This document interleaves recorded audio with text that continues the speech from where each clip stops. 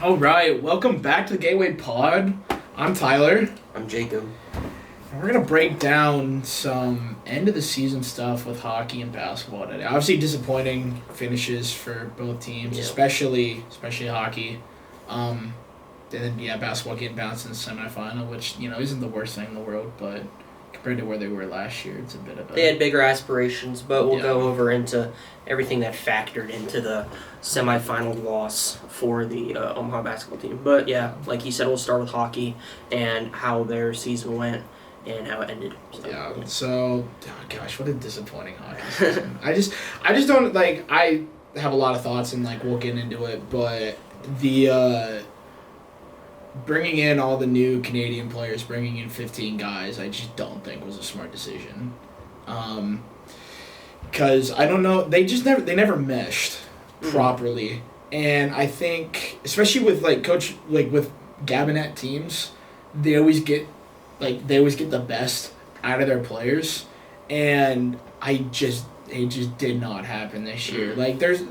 In the past, there's never been huge stars for the teams or anything like that for the Omaha teams, but yet they're overplaying they're just outplaying what they theoretically should be doing, and that just never happened this year. I think they only had one weekend sweep, and that was back in October against Colorado College. Didn't get a sweep at home. Yeah. The two biggest wins of the year were in Duluth and against Western Michigan in Kalamazoo. And outside of that, it just seemed like they never got into a gear to win games. I mean, never in any sort of rhythm. They backed their way into the postseason. Yeah, because they found themselves in the postseason, luckily. And then they go up to North Dakota and get swept. Which, granted, that's gonna. It's gonna happen because North Dakota's probably the best team in the country, in my opinion. Yeah. But yeah, gosh, it was just an annoying. It was a really annoying season, and I don't really know, but we can really get into it now. But I think the first problem is that guys never meshed, which is weird because they brought in a couple guys, 3 guys from I think Alberta U. And they all played on the same line in Alberta, and were playing on similar lines here, and it just never translated. Yeah. Which kind of makes sense because Canadian youth sports is not the same level of hockey as the NCAA, especially the NCHC too. Mm-hmm. That's not gonna. Yeah. A lot of big level players in the conference. So. Yeah, but then you can't even blame it on the NCHC in general because we split with Minnesota State. Granted, Minnesota State was good. But still, Minnesota State is not. They're not top of the line. They're I think they finished 17th in the country, so that's pretty decent. But we split with Yale. Yeah. Can't be doing that. Split with ASU. Split with Miami, Ohio. Split with Augustana again. Augustana was good, but still not not the top of the line. I think they finished top 22, in the top 20 again. But then we split with Cornell. Or no, we got swept by Cornell. And I know Gabinet talked about it. He brought it up a lot of just having the toughest schedule in the country, and I'm okay, that's great. You can talk about having the toughest schedule in the country, but at some point, you're gonna have that in this conference. You're aware of that. You've been the coach here for 8-9 years now. That's something you deal with all the time, but not sweeping anybody at home, only having, I think, 2 home wins the whole second half of the season is just embarrassing. 3 home wins the second half of the season is just embarrassing. For sure. Especially, and then you get swept by Miami, Ohio, in Miami. You get swept by Denver at home on senior night, which Denver's a great team, so I'm not... it is what it is. We've been getting swept by Denver at home the past few years now, but at the same time, it's it feeds into the narrative of just not being a good hockey team. Yeah. And then you win must-win games against you get a must-win game win against Miami in the last home series of the year, but then you go the next night and lose. And it's just, and I don't. And you had to bank on the fact that ASU lost. Yeah, and and you're lucky that Denver was playing Arizona State because we had to get more points than Arizona State on the weekend. And of course, Arizona State got swept. That's how we found ourselves in the postseason. And I saw people talking about this on Twitter, and I actually really agreed that they posted the graphic of clinched, the frozen face off. I thought that was dumb.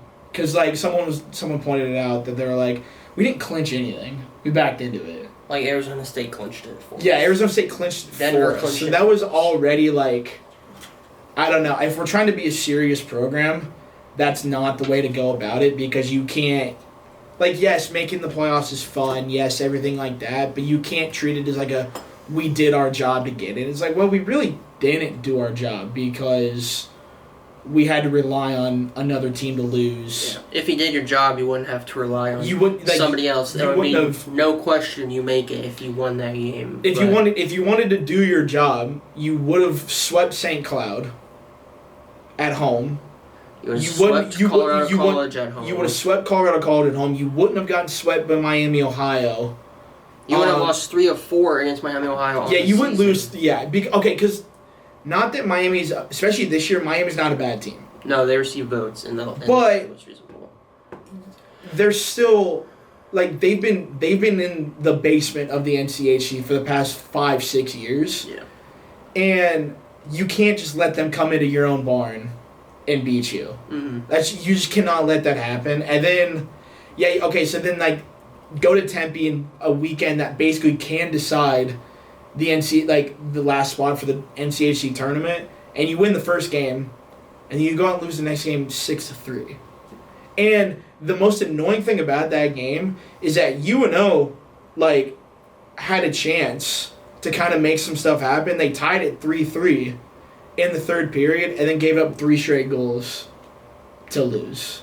Yeah, not a recipe for success. And I think that kind of just shows the entirety of the season, though, because I think this might have been the least mentally tough team I've ever seen in my entire life, and the first North Dakota game really shows it, because Omaha had a 2-1 lead after the first period, and so I went to Grand Forks, and everyone in the media I was talking with, we were just talking in between periods, and they're I wonder if they took Omaha a little too lightly coming into it. And I was we'll see what happens, but I'm liking the way they're playing so far. They played a great first period, giving up an early goal in the power play, but then coming back, Sam Huo ties it, and then Maxime Pellerin gives the lead 7 seconds into the power play. It's okay, this is really good. And the second period just fell apart. They gave up 5 goals, four goals in the second period, and 3 of them were basically back to back within the first 6 minutes of the period. They gave up 3 goals. Yeah. And there was no response until 4 minutes left in the game. Shout out Miles Hillman for at least making the scoreline look a little more respectable than 5-2. But you just cannot do that, especially in a game where you're already the underdog. And you kind of need things to go your way for you to have a chance to win. Not good. And then, they took an early lead. Took an early lead in Game 2. Was tied 1-1 after the first period on Saturday night. And again, I'm okay, maybe we just need to avoid I literally tweeted it. I was we just need to avoid a collapse in the second period, and we're going to have a chance. And they gave up 2 goals in the second, and then 2 in the third. And at that point, it didn't matter. And it's just so frustrating. And that's the story of the season for them. They get off to these they'll play a great first period, and then it just completely falls off in the second period. And that probably has something to do with the players not meshing, because they get out in the second period and they're riding high after the first period, maybe a little bit arrogant, and then they don't know how to respond after they give up 4 goals in the second period. And with a team like North Dakota, you can't allow the momentum to shift. No, because North Dakota is so talented. North Dakota has so much talent. I was looking at their just looking at their lines, they had, I think, 8 players in their forwards alone who were NHL contract guys. That's insane. And we have 2 in total. Yeah. Like, there's levels to the program, and I understand that. I know we're not going to be in North Dakota, but just 2 years ago, we beat them in the semifinal of the NCAC tournament. So it's like, we've shown that we can play with them, at the very least, we can play with them. But this year was a complete wash. We've now lost 8 in a row to them, dating back to the quarterfinals last year, because we lost to them at home, and then we lost 6 games against them this year. And it's just like, where do you go from here? Because now, I mean, Gabinet's a good, like, he's a really nice guy, and like he's been like everything like that. He's a good dude, but it gets to a point where it's like, okay, he staked this year on the fact that these Canadian guys were going to come in, and with the new rule change of the Canadian juniors and everything like that, U Sports guys being able to come over and play in NCAA, he kind of staked that as like, this is the future of the program, that we're going to create a pipeline. Is kind of what I'm seeing it as.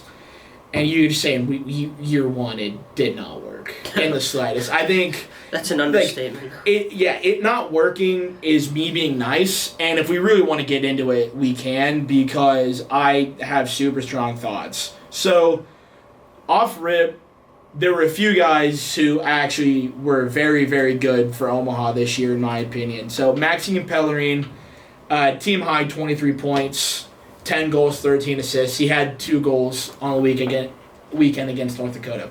That's pretty good, actually. And he started off really hot and then kind of just like played very he had 8 points in the first 6 games, so he came out hot. And so he played really good.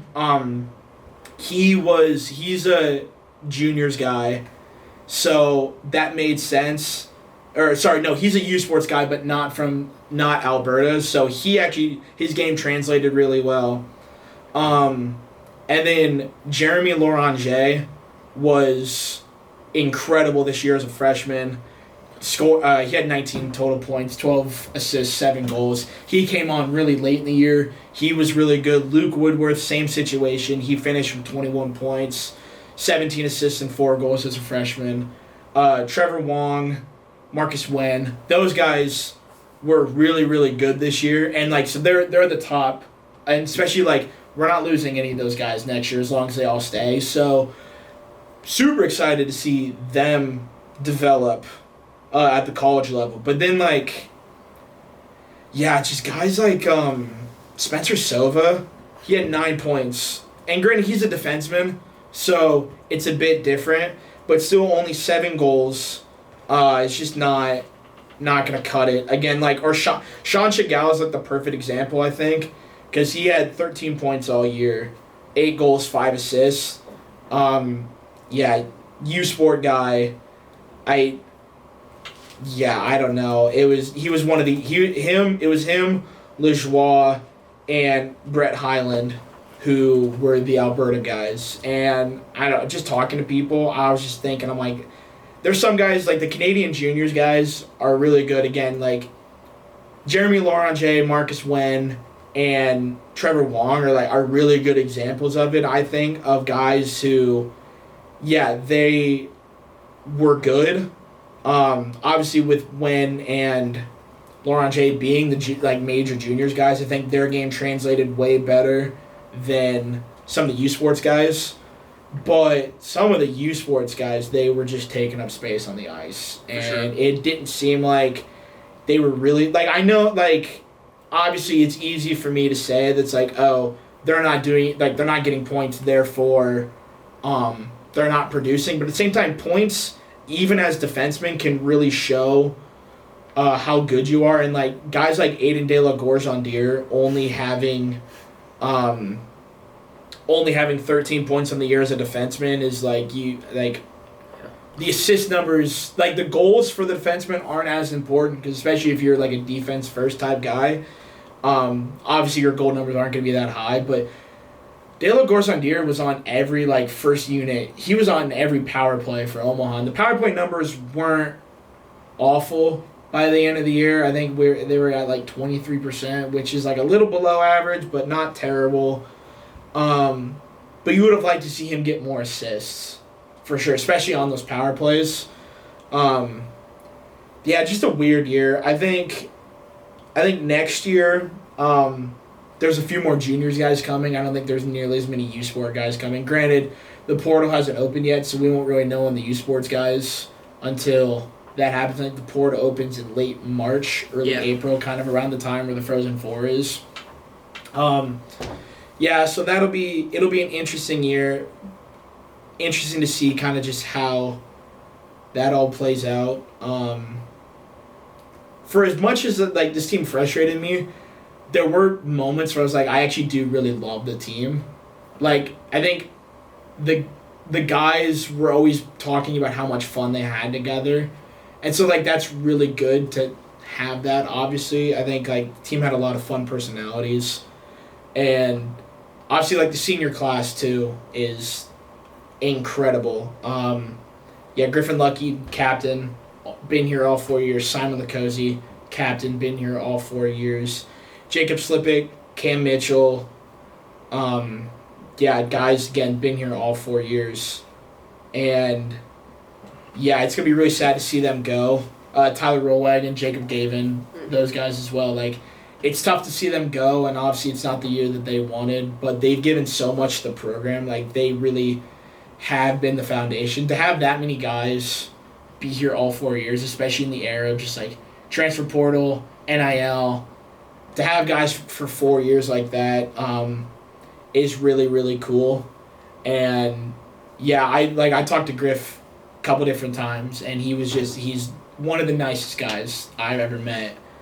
And so I'm really sad to see him and Simon go, especially. It'll be weird not having Simon in goal next year just because he has been that anchor for the past 4 years. Yeah. So, yeah, hockey's just... It's in a weird place right now. I mean, the interesting thing is, like, Gabinet signed an extension 2 years ago, and I think there's still 4 more years like left on that contract, I think. So, not saying that, like, Gabinet should be on the hot seat, but even if he was on the hot seat, I don't really know if there's anything we could do with that. Yeah. Just because he's locked up long term. Yeah. So... We kind of binded by that contract as of now. Yeah. It's just one down year though. Like, obviously they were way better last year, but then you have this down year, and then you have all these seniors that are leaving. It's gonna be. It just feels like it's gonna be another year of massive turnover. Yeah. Because you're losing so many senior leaders. You're losing your captain. You're losing your starting goalie for the past 4 years. Yeah. As far as like a production goes, like I don't want to diss on it too much, but like they're not losing massive amounts of production because Gavin was great defender, provided points, especially on like power plays. Slippick was okay this year, kind of off and on. He had off and on moments. Cam Mitchell, same thing. He also dealt with injuries, so his season didn't look nearly as good just because of that. So, there's that for you. But it's all like the personality and like the culture. And it'll be interesting to see kind of who they bring in to kind of fill that gap. It'll be interesting to see who they name as captain next year because there's not really... I think there's like one guy. I think Miles Hillman is an obvious guy to be captain because he'll be a junior next year. He's been here for he's been here for 2 years now. That'll be his third year next year. He gets Omaha. So I wouldn't be shocked if he's captain next year. I was talking in my conversations with Griffin too. Like I mentioned, I talked to Miles a couple times. He's like, oh yeah, he'll be a captain someday. So I could see that happen, and I could also see Chase LaPinta maybe, just because he's also been here. He'll be here for 3 years, even though he was injured this entire season. He could also be a good fill that captain, that leadership role. But other than that, it's like a bunch of guys who have been here for a year. So you don't really know leadership quality, stuff like that. So I think I would bet that it'll be Miles, just because, like I said, he's been here would be his third year. So yeah, hockey, super frustrating. But at the same time, losing to North Dakota, like, there's not necessarily shame in losing to North Dakota just because of how good they are this year. So we'll see what happens. I think that they have a very good capability of winning the national title. Just like they're that talented. Like, their top lines are that good. I think they have 3 guys 30-point seasons, which is crazy good. But even their bottom, like their fourth liners, I mean, they showed it against Omaha. Their fourth liners were still getting points, scoring goals, everything like that. So I think they could go win a national title, and that would be cool for the NCHC just to continue that like conference dominance of it not just coming from one team, but Denver, Western, Duluth from even like 2016, 2017. So just add another title for the conference. But yeah, that's all I got for hockey though. Yeah, like I said, disappointing year, but should be able to bounce back for next year. So. Hope so, and it'll just be exciting to see all these young guys, and hopefully with another year under their belt, another off-season under their belt, especially understanding how like NCAA hockey works too, and understanding the conference better. Yeah, so I think that they'll definitely be more well-versed working together as a unit on the rink. Yeah. Next year for sure. So yeah. Should be good. Yeah. Wanted to touch on men's basketball a little bit. Obviously they're up in Sioux Falls this past weekend for the Summer League Conference Tournament.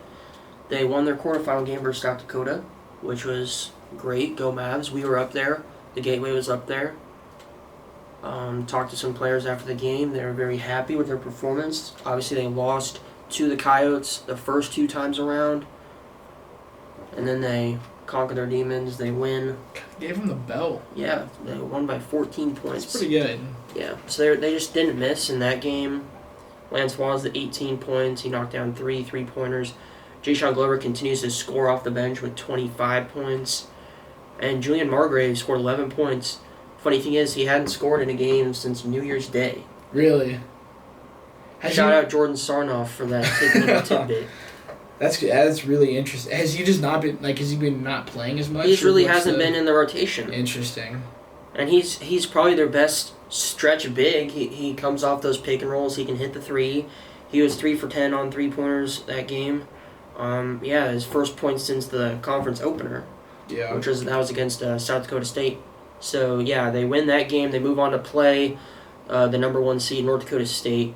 We all know how that went. They got blown out, which that might be an understatement.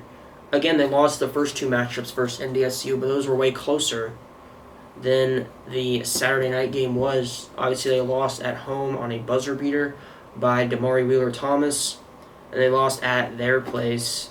I think it was by 8 points, but then they lose by 24 points on a Saturday night. So I was keeping up with the game. So I was in Grand Forks, but both games were going on, and especially Saturday's game, the hockey game was kind of over, especially late in the third period. So I was kind of keeping up with the game, and then it just got worse and worse and worse. I was just this is tough because I was really hoping that if hockey was going to end in 2, then Sunday night Mavs would be in the Summit League championship game, and I was going to head down to Sioux Falls on my way back, but it didn't work out. So we had everything planned out. Yeah, hoping for another March Madness run.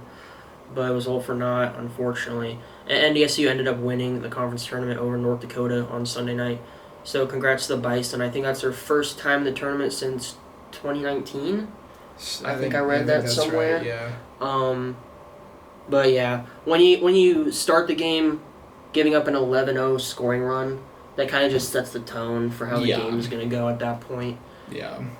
Speaking of Damari Wheeler-Thomas, he scored 15 points on the night. He ended up winning the Conference Tournament MVP award, so he's just kind of the facilitator for that first place Bison team. They had 2 others in double figures. Mavericks only had 2. Jay-Sean Glover scored 13 points. He went 11 for 11 from the free throw line, but he only shoots 1 for 9 from the field, which that's not, again, just can't get into rhythm if the shots aren't falling. Paul Jobé has 11 points, but other than that, Lance Waddles with 8 points, Kamani Cooper with 4, and then just a lot of low-value point totals other than those guys. So the program bids farewell to a lot of seniors. Obviously, Lance Waddles is on the way out. Tony Osborne, the mayor of Mound City. Jay Sean Glover, our sixth man. A lot of key producers from not only this year's team, but last year's March Madness run. Yeah. And Tony and Jay Sean, Lance wasn't really starting then, but Lance blossomed into a key contributor this year, especially in the non-conference. He kind of slowed down in conference play, but that'll happen. Yeah. So it'll be. They'll have some shoes to fill for sure, and I kind of wanted to touch on where things went wrong, because we had a lot of guys returning from last year's team. Yeah. Obviously, Tony, Jay Sean, Lance, Grant Stubblefield, Valentino Simon gets another year under his belt. Kamani Cooper comes back. Cam Thomas comes back. He's also leaving. He just graduated. So did Tino. You only lose two of your best players. Yeah, obviously, Markel Sutton, JJ White, and then Josh Strite also graduated. But they returned a lot of those guys that they were just there. They were there. So they had a little bit of veteran presence under their belts. You get some transfers in like Paul Jobay. I hope he doesn't transfer back out. I really hope he doesn't transfer. I don't know what his thought process is. I might have to have a little chat with him about that, but... Yeah. Also, real quick, though, can we just talk about... So, JJ transferred. Went to Baylor. He's played in 4 games this year. Has 26 total minutes. He got injured. Did he get... Is it an injury? It's a season-ending injury for JJ White. Really? I was talking about that about 2 months ago. He just got hurt. Okay. He played their first 4 games. He wasn't starting. He wasn't starting. I know he wasn't starting, minutes. but he was getting bench minutes. But that makes way more sense because I've been so confused about that this entire year. They just had a down year altogether. They already did, yeah. I think they lost. Who did they lose? They lost to Arizona State, didn't they? In the first round of the Big 12 tournament. Dude, Arizona State got the belt today. And they just lost to Iowa State, so 91. I think it was 91-42. Yeah, they were down 45-16 at halftime, which was the biggest deficit in Big 12 tournament history. Yeah, I think Arizona State's loss is like the largest loss in Big 12 tournament history too. Yeah, that's crazy. Yeah. But yeah, he gets injured. That makes way more sense. Not sure what his path is now. Yeah. I don't think he is available to apply for any extra eligibility, unfortunately. I feel like you can just find years of eligibility though. Like you can just like do it, you know? Yeah, and that was his 4th year of Division I basketball. Obviously, he played 1 year in a junior college. Yeah. But he could redshirt this year. He only played 4 games, obviously. Yeah. And then Markel Sutton plays key minutes on LSU team, which Markel's having a really good year. Yeah. He's in their starting rotation. Yeah. He's almost averaging a double-double. Yeah, no, he's been, especially like early in the year, he was doing everything for LSU. So that was really cool to see that. Him being an Omaha guy and everything was really, really cool. Yeah. But I think it's also important to note that so you lose Markel and you lose JJ, but then basically lost Isaac. Yeah, Isaac Onekane, he started a lot last year. He was basically the center. Like him and Josh were on rotation, but like Isaac was the starting center last year and poised to have another good year, and then season-ending injury. Yeah, he hurt his foot in preseason, so he never played this season. And unfortunately, he doesn't have any extra eligibility, so he will be out after this year, which is just unfortunate. He was kind of the anchor, or would-be anchor of this team. He started 34 games last year. Yeah. 34 out of 35 that he appeared in. So, I mean, losing that guy, plus the 2 transfers that are your 2 leading scorers, one of them being the Summit League Player of the Year, another one being first-team All-Summit, it's just tough. And, I mean, from the center position this year, there was not a lot of production. No. I mean, so I saw a stat, and there was right after the Omaha North Dakota State game ended, people were just talking college basketball, and Christian Richardson, 31 turnovers on the year, 0 assists. That's not great. It's not ideal. And I know, like, from a center position, you're not looking to get 8 assists solely, but 31 turnovers from your center is definitely not what you're looking for. I mean, for comparison, Brock Scholl only had 10, and Brock played more games and more minutes. So, yeah, so 30, that just kind of an overall, like, I think that was a miss as far as transfer portal goes. And especially, like, when you're trying to replace your two best players, you can't necessarily afford to miss on your transfers. Granted, again, that would have been eased a lot but if Isaac was able to play. Christian might not have had to play so many games, and you might not have had to put Brock in. But, yeah, that's definitely not what you're They definitely hit on yeah. Paul Jobay. Oh, Paul Jobay for is sure. unbelievable. Thankfully, yeah. We know he went to Miami last 2 years. He didn't really play much. He transferred. He committed to UAB originally, but then decommitted in August, and then found his way to Omaha that same month. So hopefully he stays. We're hoping he does. He's a good player, good person overall from what I've spoken to him with in the past. But yeah, and then obviously a lot of losses in the program. First off, Dang Mayar, may he rest in peace. Yeah. He passed away tragically in August. He was another transfer. He came over from North Dakota. Yeah. He played there for a couple seasons. He could have probably entered the rotation as a kind of that forward center, kind of like Valentino Simon or Brock Scholl type. Yeah, he tragically passes away. And Luckily, then it's like you don't know how, like, obviously that's going to affect the team. It's just like, they worked with him all summer, they were literally like, that's a brotherhood there, then it's just gone. It's like how does that affect the team moving forward? And, like, that was one of the questions, like, going into the season. It's like, that's not, like, obviously that's not, like, we're not blaming that. Like, that's not the reason that they had, a down year, but it's just it's definitely tough to deal with, though. It's like, these players deal with these things too. They're not just always thinking about basketball. It's a real life scenario that happens to everybody, and they all are dealing with this at the same time as their season's about to start. Like, it was 2 months before the season started, and they're training with their brother. They're hanging out with their brother. Luckily, his family was able to be pretty involved with the program. He was honored on senior night, which that was a very touching moment. Yeah, and then the stuff that happened with Jayshawn Glover and people close to him, don't really want to talk too much about that, but he's been going through some stuff. Luckily, he was able to just focus on basketball, focus on dealing with himself, just being with the people closest to him, and that was his teammates and his coaching staff here at Omaha. So he was able to produce very well down the stretch, especially with the stuff he was dealing with. Yeah. Again, I won't touch on that because I don't really need to. Yeah.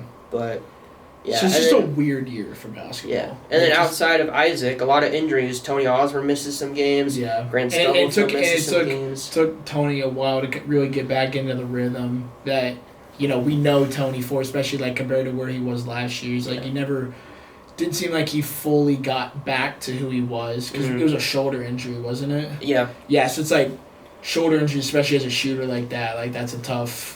It's tough to ease back into, especially when you're trying to come back as quick as you can. Conference play starting soon. And you've already, like, when you lose a couple games in conference and you're like, we need to really ramp up, and then you kind of, maybe you put some pressure on yourself that isn't necessarily necessary, and then you're kind of trying to do too much sometimes. Yeah, there's a lot of factors to take into account when returning from those kind of injuries. And then, like I said, Grant Stubblefield was out a couple games. Ankle injury, I think it was. Cam Thomas misses a lot. So these main guys that returned from last year's team barely saw the court together this year. Yeah. I will say, though, bright spot of the year, Grant Stubblefield. Yep.